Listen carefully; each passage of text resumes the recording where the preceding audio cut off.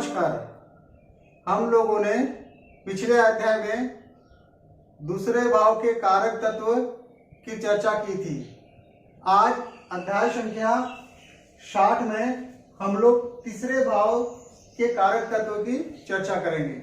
हम लोग ये जानेंगे कि तीसरे भाव से किन किन कारक को जाना जाता है। हम लोगों ने सभी भावों को एक एक नामों से जाना था, तो हम लोगों ने तीसरे भाव को भी एक नाम से जाता था। तीसरे भाव को हम लोग बल के नाम से जानते थे, इसे बल भाव भी कहते थे। आज हम लोग इस बल के अलावे और कौन कौन से कारक तत्व होते हैं, इसे हम लोग विस्तारपूर्वक समझेंगे। तीसरे भाव से हम लोग छोटे भाई का विचार करते हैं। अपने से अगर छोटा भाई हो तो उसका विचार या उससे संबंधित कोई भी प्रश्न हो, छोटे भाई से संबंधित, तो हम लोग तीसरे भाव से हम लोग उसकी चर्चा करते हैं। धैर्य,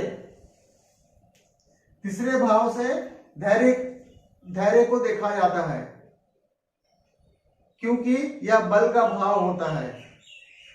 इसलिए यदि जातक के अंदर धैर्य है या धैर्य की कमी है, इसे हम लोग तीसरे भाव के भाव, भावे तथा कारक की स्थिति को देखकर हम लोग समझ सकते हैं। युद्ध को तीसरे भाव से समझते हैं। युद्ध को तीसरे भाव से विचार किया जाता है। क्यों? क्योंकि युद्ध करने के लिए आपको बल की आवश्यकता पड़ती है। यदि जातक बलवान होगा तो वह युद्ध को आसानी से जीत पाएगा। इसलिए युद्ध की चर्चा तृतीय भाव से होती है। छोटी यात्रा, छोटी मोटी यात्रा जो होती है उसे हम लोग तीसरे भाव से समझते हैं।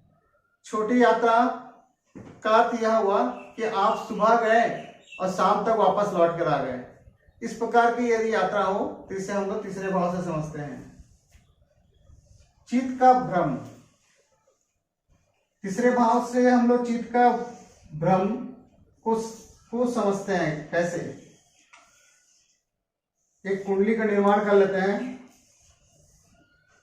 या लग्न हो गया, मेष लग्न की कुंडली हो गया। 1 2 3 4 5 6 7 8 9 10 11 और 12। चौथे भाव से हम लोग चित्त की चर्चा करते हैं। चौथे भाव में कर्क राशि होती है, इसको स्वामी चंद्रमा होता है। चंद्रमा मन का कारक होता है, तो यहां से चित्त की बात होती है। तीसरा भाव चौथे भाव का 12वां भाव है, और 12वां भाव जो होता है वो किसी भी भाव का व्यय होता है। अर्थात यहाँ चौथे का व्यय हो रहा है, जिसके कारण इसे हम लोग चित्त का भ्रम यहां से देखते हैं। सामर्थ्य, तीसरे भाव से हम लोग सामर्थ्य की बात करते हैं। अर्थात जातक में कितना बल होगा, जितना अधिक बल होगा उतना ज्यादा सामर्थ्य होगा। और बल को देखने के लिए भाव, भावेश तथा कारक को हम लोग अच्छी तरह समझेंगे। पराक्रम की बात तीसरे भाव से होती है।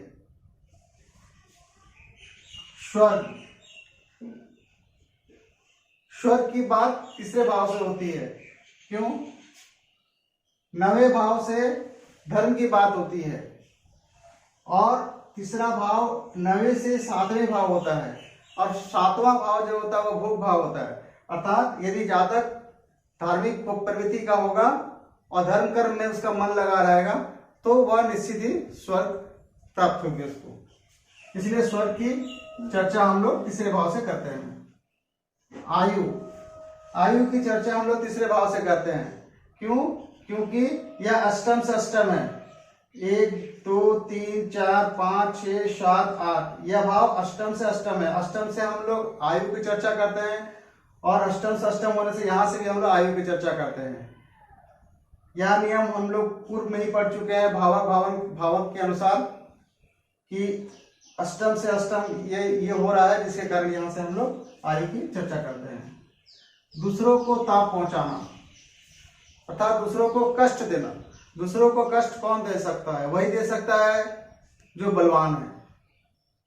तो जातक दूसरों को कष्ट पहुंचा सकता है या नहीं पहुंचा सकता है, इसे समझने के लिए हम लोग तीसरे भाव का आकलन करेंगे और तीसरे भाव में आकर भाव भावी सा कारक के बल को आकलन करके फिर उसके अनुसार हम लोग उसे समझेंगे।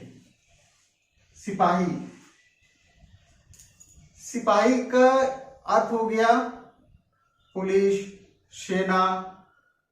इन सबों में जाने के लिए हमें बल की आवश्यकता होती है। इन्हें प्राप्त करने के लिए हमें बल की आवश्यकता होती है और तीसरे भाव से हम लोग बल की बात करते हैं। इसलिए सिपाही के लिए हम लोग तीसरे भाव से समझते हैं। यदि सेना में जो सिपाही होते हैं उनको हम लोग तीसरे भाव से समझते हैं। यदि मान लेते हैं कि सेना में कर्नल लेवल ये सब जो पद होते हैं, इस सब के लिए केवल तीसरे भाव को देखने से नहीं होता है, इसके लिए और भी कुछ देखने की आवश्यकता होती है हमें। इसलिए सिपाही के लिए हम लोग तीसरे भाव से समझते हैं। शूरता, शूरता तभी होगी जब जातक में बल होगा, पराक्रम होगा तो शूरता प्राप्ति होगी, वीरता प्राप्ति होगी। इसलिए तीसरे भाव से शूरता की चर्चा होती है। मित्र, तीसरे भाव से हम लोग मित्र को भी समझते हैं।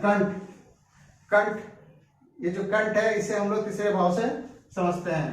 दोषपूर्ण खाना पीना, दोषपूर्ण खाना पीना भी हम लोग तीसरे भाव से ही समझते हैं। धन का विभाजन, धन का विभाजन हम लोग तीसरे भाव से समझते हैं, अर्थात धन का विभाजन। संपत्ति को हम लोग चौथे भाव से समझते हैं। संपत्ति को चौथे भाव से समझते हैं तो तीसरा भाव जो हो गया चौथा का 12वां भाव हो गया। तो ये 12वां भाव होने से चौथा का क्या हो गया, व्यय हो गया। व्यय होने से इसलिए तीसरे से हम लोग धन का विभाजन का समझते हैं। रुचि, रुचि का अर्थ होता है किसी भी प्रकार का रुचि, अर्थात हॉबी, किसी प्रकार का हॉबी को हम लोग तीसरे भाव से समझते हैं। शारीरिक बल, यहां से बल की बात होती है तो शारीरिक बल की बात होगी। अच्छे कुल में उत्पत्ति, अच्छे कुल में उत्पत्ति अर्थात दूसरे भाव से हम लोग कुल की चर्चा करते हैं और ये दूसरा भाव से दूसरा है।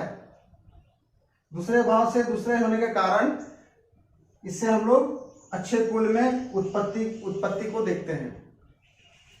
नौकर, नौकर को हम लोग तीसरे भाव से समझते हैं। अपने से जूनियर, अपने से जूनियर जो कार्यरत सहयोगी होते हैं उसे देखने के लिए हम लोग तीसरे भाव से समझते हैं कि हमारे से नीचे जो जूनियर है वो हमारा कार्य में सहयोग करेगा या नहीं करेगा या कैसा उसका स्वभाव है। ये सारे विषय को जानने के लिए हम लोग तीसरे भाव से समझते हैं अपने जूनियर के विषय में। दास दासी, महान कार्य, महान कार्य करने के लिए बल की आवश्यकता होती है, सामर्थ्य की आवश्यकता होती है, पराक्रम की आवश्यकता होती है, इसलिए हम लोग तीसरे भाव से महान कार्य को समझते हैं। मांसपेशियां, तीसरे भाव से बल की चर्चा होती है तो मसल्स पावर का भी जरूरत पड़ता है। बल के लिए मसल्स पावर की आवश्यकता पड़ती है, इसलिए मांसपेशियों की चर्चा तीसरे भाव से होती है।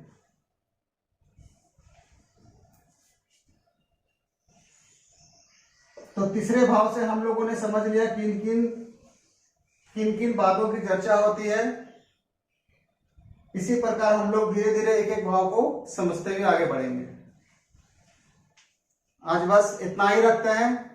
उम्मीद करता हूं कि यह छोटा सा ज्योतिष का ज्ञान आप लोगों को पसंद आया होगा। यदि पसंद आया हो तो कृपया चैनल को सब्सक्राइब तथा वीडियो को लाइक, शेयर, कमेंट तथा बेल आइकन को जरूर प्रेस करें। इस वीडियो को अंत तक देखने के लिए आप सभी का बहुत बहुत धन्यवाद। नमस्कार।